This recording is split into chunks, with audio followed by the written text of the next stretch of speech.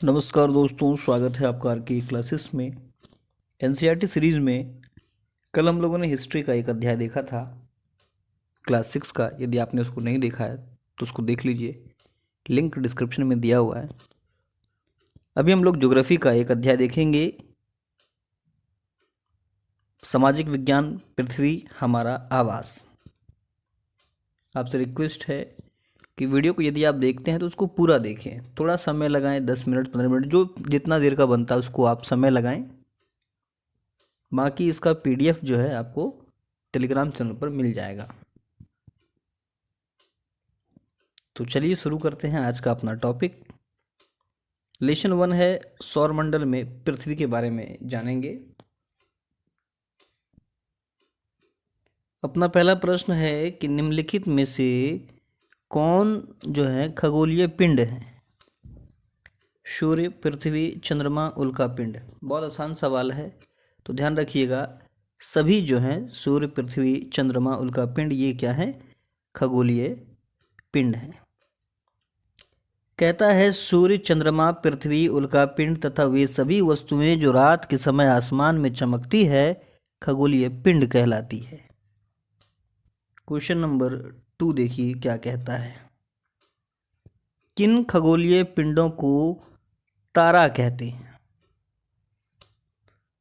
तो ध्यान रखिए, ऑप्शन क्या क्या है एक बार आप देख लीजिए। कि जो आकार में बहुत बड़े नहीं हो, जिनके पास अपनी ऊष्मा तथा प्रकाश हो, जिनके पास अपनी ऊष्मा तथा प्रकाश नहीं होता है, जो अपने अक्ष में घूमते हुए दूसरे पिंड की परिक्रमा करते हैं। तो ध्यान रखिए, तारा क्या होता है कि ऐसे पिंड जिनके पास अपनी ऊष्मा तथा प्रकाश हो, उसे ही हम लोग तारा कहेंगे। जैसे सूर्य एक तारा है। देखिए एक्सप्लेनेशन जरूरी है। कहता है कि कुछ खगोलीय पिंड बड़े आकार वाले तथा गर्म होते हैं। ये गैसों से बने होते हैं। इनके पास अपनी ऊष्मा तथा प्रकाश होता है। खुद का ऊष्मा है, प्रकाश भी है, जिसको वो बड़ी मात्रा में उत्सर्जित करते हैं। और इन खगोलीय पिंडों को तारा कहते हैं। जैसे कि सूर्य भी एक तारा है। अगला, कि तारों के विभिन्न समूहों द्वारा बनाई गई विविध आकृतियां जो है ये क्या कहलाती है? तारे के समूह जो हैं अलग अलग तरह की आकृति बनाते हैं, उन्हें क्या कहते हैं? ऑप्शन में है आकाशगंगा, सौरमंडल, एंड्रोमीडा, नक्षत्र मंडल। तो ध्यान रखिए, तारों के विभिन्न समूह द्वारा बनाई गई विविध आकृतियों को हम लोग कहते हैं नक्षत्र मंडल।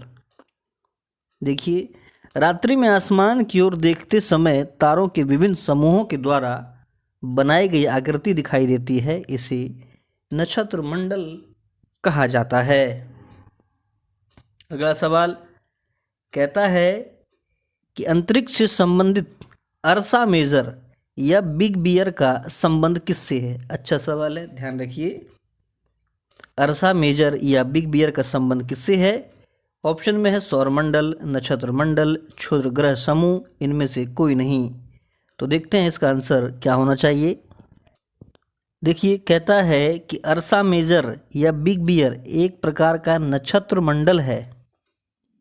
स्मॉल बियर या सप्तऋषि, जो कि 7 तारों का समूह है, बहुत आसानी से पहचान में आने वाला नक्षत्र मंडल है।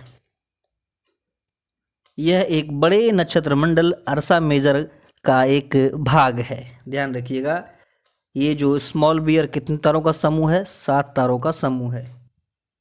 आगे देखते हैं। अगला क्वेश्चन है कि किन खगोलीय पिंडों को ग्रह कहा जाता है?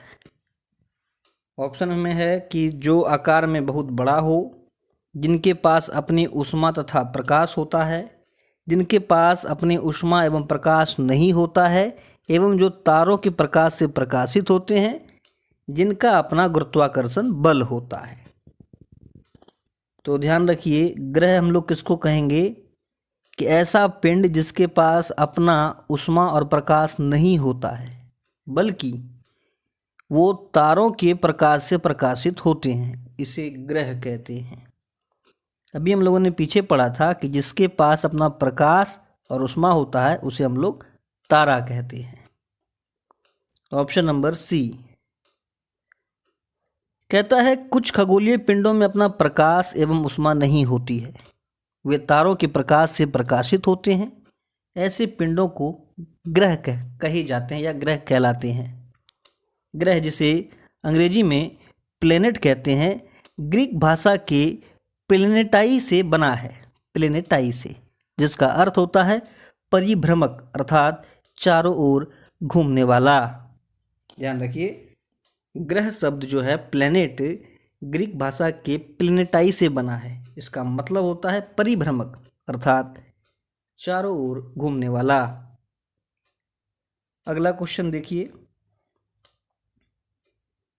क्या कहता है कि निम्नलिखित कथनों पर विचार कीजिए। पृथ्वी एक ग्रह है तथा यह अपना संपूर्ण प्रकाश एवं ऊष्मा सूर्य से प्राप्त करती है। आगे कहता है कि पृथ्वी सूर्य से दूरी के हिसाब से चौथा ग्रह तथा आकार में तीसरा बड़ा ग्रह है। तो कथन सही कौन सा है? केवल एक, दो, एक दो दोनों, ना तो एक ना ही दो। तो देखिए, पृथ्वी आकार में तीसरा बड़ा ग्रह तो बिल्कुल भी नहीं है, ये पांचवा है। तो इसका सही जवाब हो जाएगा ऑप्शन नंबर 1, केवल एक सही है। पृथ्वी जिस पर हम रहते हैं एक ग्रह है, यह अपना संपूर्ण प्रकाश एवं ऊष्मा जो है सूर्य से प्राप्त करती है, जो कि पृथ्वी के सबसे नज़दीक का तारा है।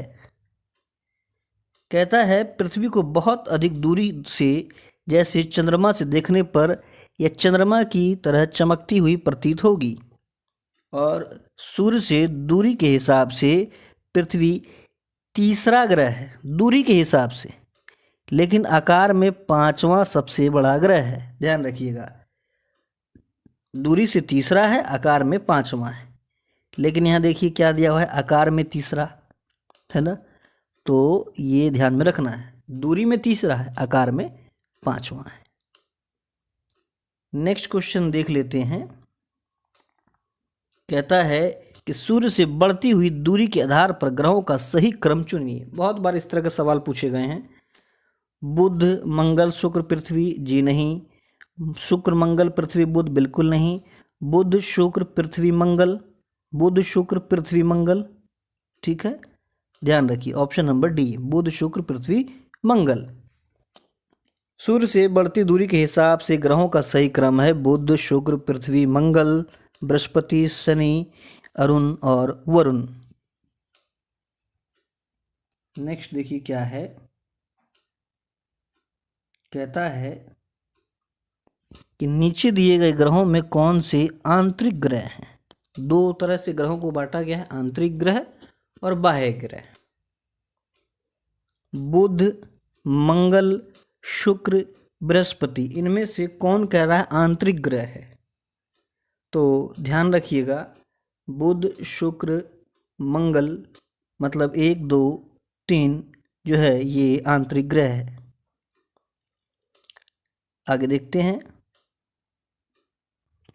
कहता है कि वे ग्रह जो सूर्य से नज़दीक हैं एवं चट्टानों से बने हैं आंतरिक ग्रह कहलाते हैं। जैसे बुध, शुक्र, पृथ्वी और मंगल, ये 4 ग्रह जो है ये आंतरिक ग्रह के अंतर्गत आता है। बृहस्पति से लेकर के जो भी ग्रह है वो सभी ग्रह जो है बाह्य ग्रह कहलाते हैं, जैसे यहाँ पर दिया हुआ है। कहता है नीचे दिए गए ग्रहों में कौन से बाह्य ग्रह हैं? तो बृहस्पति भी बाह्य ग्रह है, शनि भी है, अरुण, वरुण, ये चारों जो है बाह्य ग्रह हैं। बाह्य ग्रह सूर्य से बहुत दूर हैं तथा बहुत बड़े आकार के हैं। ये ग्रह जो है गैस और तरल पदार्थों से बने हैं। बृहस्पति, शनि, यूरेनस, नेपच्यून, ये चारों बाह्य ग्रह हैं। नेक्स्ट क्वेश्चन देखिए क्या कह रहा है कि नीचे दिए गए कथनों एवं कारण पर विचार कर रहे हैं। बुध का सूर्य के चारों ओर परिक्रमण काल सौरमंडल के सभी ग्रहों में सबसे कम है। कथन ये है। कारण है कि बुध जो है सूर्य के सबसे नज़दीक का ग्रह है। आसान क्वेश्चन है, तो ध्यान रखिए सही जवाब है कथन और कारण दोनों सही है और सही एक्सप्लेनेशन भी है। बुध सौरमंडल में सूर्य के सबसे नजदीक का ग्रह है। इसी कारण से सूर्य के चारों ओर परिक्रमा करने में इसको बहुत ही कम दिन जो कि 88 दिन लगता है। अगला सवाल देखिए क्या है कि सौरमंडल में किन दो ग्रहों के बीच क्षुद्र ग्रह की पट्टी पाई जाती है। बहुत बार सवाल पूछा गया है, तो ध्यान रखना है कि जो क्षुद्र ग्रह होते हैं ये मंगल और बृहस्पति के बीच में पाए जाते हैं। देखिए क्या कहता है कि तारों, ग्रहों एवं उपग्रहों के अतिरिक्त असंख्य छोटे छोटे पिंड सूर्य के चारों ओर चक्कर लगाते हैं। इन पिंडों को ही क्षुद्र ग्रह कहते हैं। सूर्य का चक्कर जो है ग्रह, उपग्रह, तारे ये सभी तो लगा रहे ही हैं, इसके अलावा कई असंख्य छोटे छोटे पिंड जो है ये भी चक्कर लगा रहे हैं। इन्हीं पिंडों को क्षुद्र ग्रह कहा जाता है। ये मंगल और बृहस्पति की कक्षाओं के बीच पाए जाते हैं। आगे कहता है कि वैज्ञानिकों के अनुसार क्षुद्र ग्रह जो है ग्रह के ही भाग होते हैं जो वर्षों पहले विस्फोट के बाद ग्रह से टूट करके अलग हो गए। नेक्स्ट देखिए,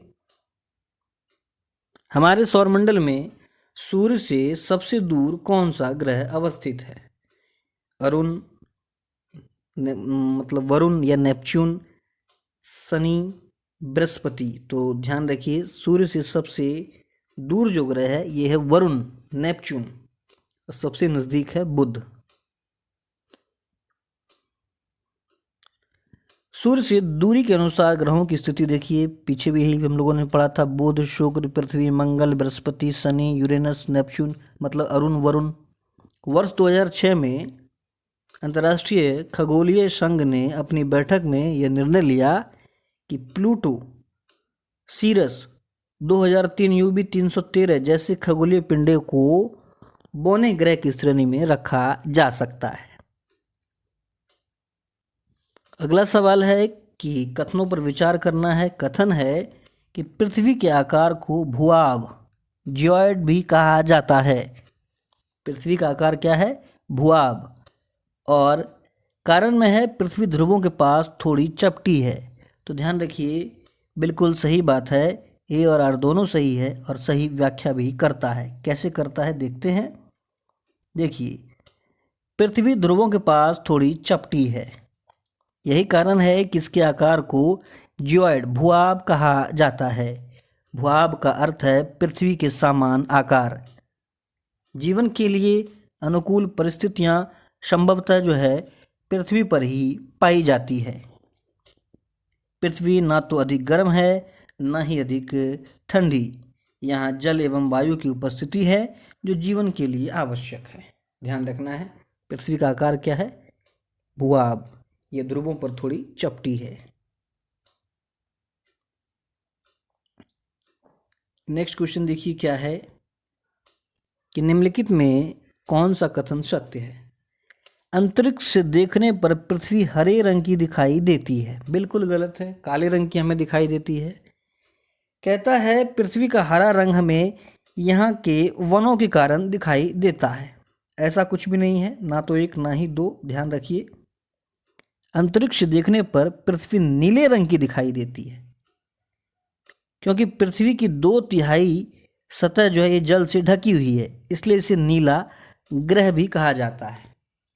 और जो अंतरिक्ष यात्री को है ये आकाश का रंग काला दिखाई देता है, ये भी ध्यान में रखना है। अगला है सौरमंडल का निर्माण किससे मिलकर बना होता है। देखिए ग्रह से, उपग्रह से, सूर्य से, उल्का पिंड से। सही जवाब है उपर्युक्त सभी से मिलकर के। सूर्य 8 ग्रह, उपग्रह तथा कुछ अन्य खगोलीय पिंड जैसे कि क्षुद्र ग्रह एवं उल्का पिंड ये सभी मिलकर सौरमंडल का निर्माण करते हैं। उसे हम सौर परिवार का नाम देते हैं जिसका मुखिया सूर्य है। नेक्स्ट क्वेश्चन देखिए क्या है कि निम्नलिखित में कौन सा कथन सत्य है। सूर्य का खिंचाव बल सौरमंडल को बांधे रखता है। सूर्य सौरमंडल के लिए प्रकाश एवं ऊष्मा का मुख्य स्रोत है। तो ध्यान रखिएगा, दोनों ही स्टेटमेंट जो है बिल्कुल सही है। कहता है कि सूर्य सौरमंडल के केंद्र में स्थित है। यह बहुत बड़ा है एवं अत्यधिक गर्म गैसों से बना है।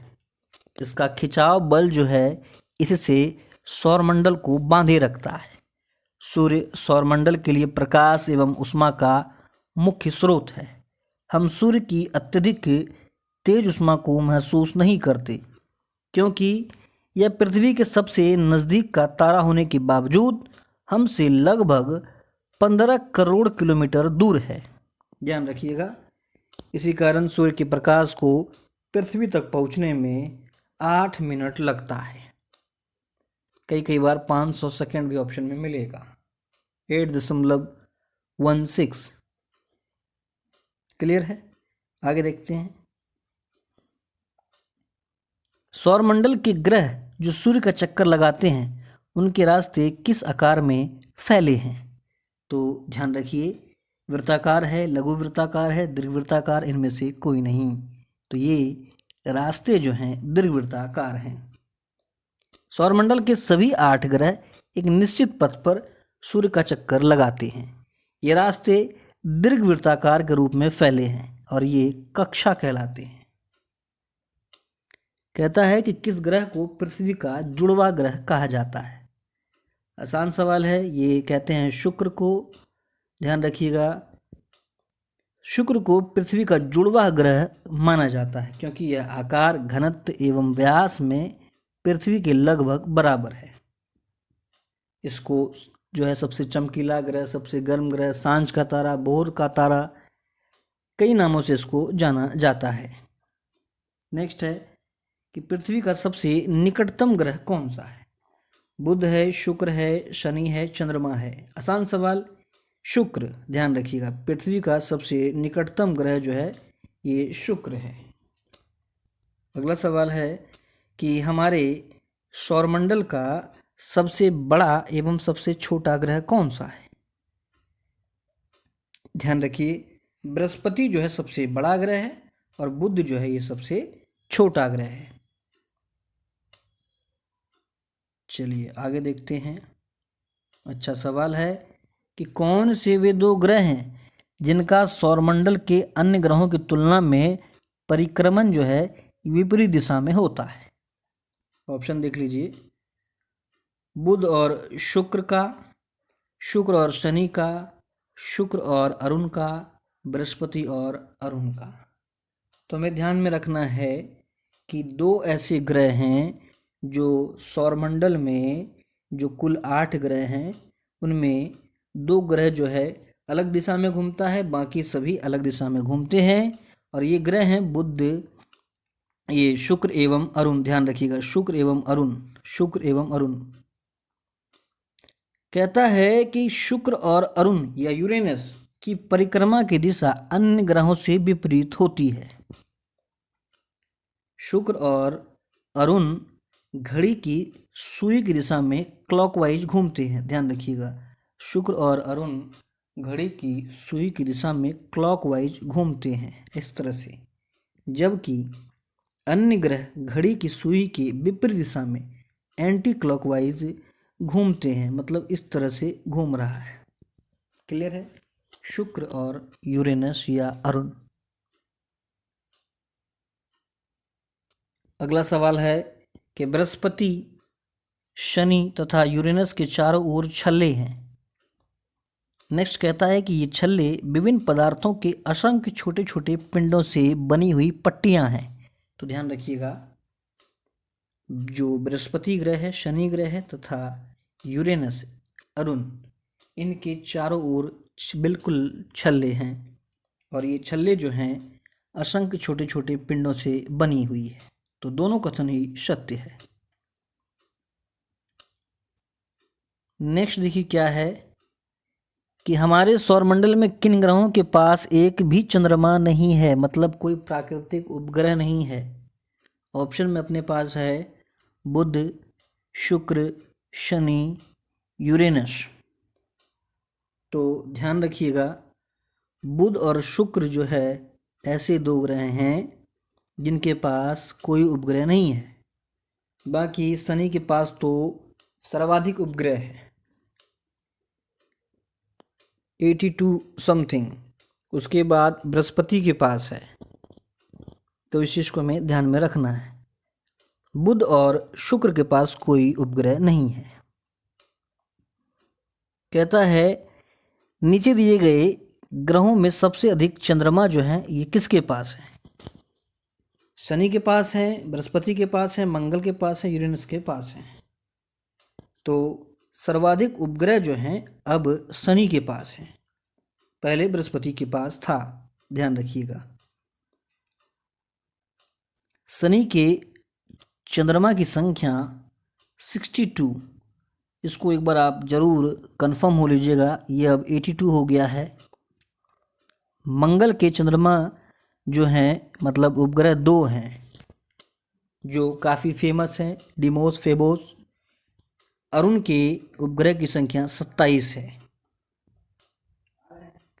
नेक्स्ट देखिए क्या है कि निम्नलिखित में कौन सा सत्य है?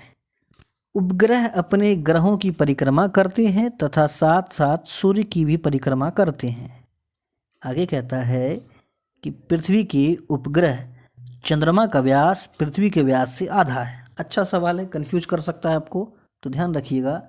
सही जवाब है केवल एक, अर्थात उपग्रह जो हैं ये अपने ग्रहों की परिक्रमा करते हैं, इसके साथ साथ सूर्य की भी परिक्रमा करते हैं। एक्सप्लेनेशन देखिए क्या कहता है। उपग्रह को अंग्रेजी में सैटेलाइट कहते हैं, जिसका अर्थ होता है साथी या सहचर। ये उपग्रह अपने ग्रहों की परिक्रमा करने के साथ साथ सूर्य की भी परिक्रमा करते हैं, इसलिए कथन एक सही है। आगे कहता है कि हमारी पृथ्वी के पास केवल एक उपग्रह है, चंद्रमा, और इसका व्यास पृथ्वी के व्यास का केवल 1/4 है। यह इतना बड़ा इसलिए प्रतीत होता है कि यह हमारे ग्रह से अन्य खगोलीय पिंड की अपेक्षा काफ़ी नज़दीक है। ध्यान रखिएगा। नेक्स्ट क्वेश्चन है कि प्राचीन काल के प्रसिद्ध खगोल शास्त्री कौन थे? तो ध्यान रखना है, आर्यभट्ट जो है खगोल शास्त्री थे। कहता है कि खगोलीय पिंडों एवं उनकी गति के संबंध में अध्ययन करने वाले को खगोल शास्त्री कहते हैं। आर्यभट्ट प्राचीन भारत के प्रसिद्ध खगोल शास्त्री थे। आगे कहता है नीचे दिए गए कथन एवं कारण पर विचार कीजिए। पृथ्वी से हमें चंद्रमा का केवल एक ही भाग दिखाई देता है। कारण क्या है कि चंद्रमा के द्वारा पृथ्वी का एक चक्कर पूरा करने में लगने वाला समय अपने अक्ष पर एक चक्कर पूरा करने में लगने वाले समय से अधिक है। ध्यान रखिए क्या कह रहा है कि चंद्रमा के द्वारा पृथ्वी का एक चक्कर पूरा करने में लगने वाला समय अपने अक्ष पर एक चक्कर पूरा करने में लगने वाले समय से अधिक है। सही जवाब है सी, मतलब कथन सही है, कारण गलत है। क्यों, देखते हैं। कहता है कि चंद्रमा पृथ्वी का एक चक्कर लगभग 27 दिनों में पूरा करता है और लगभग इतने समय में ही यह अपने अक्ष पर भी एक चक्कर पूरा करता है।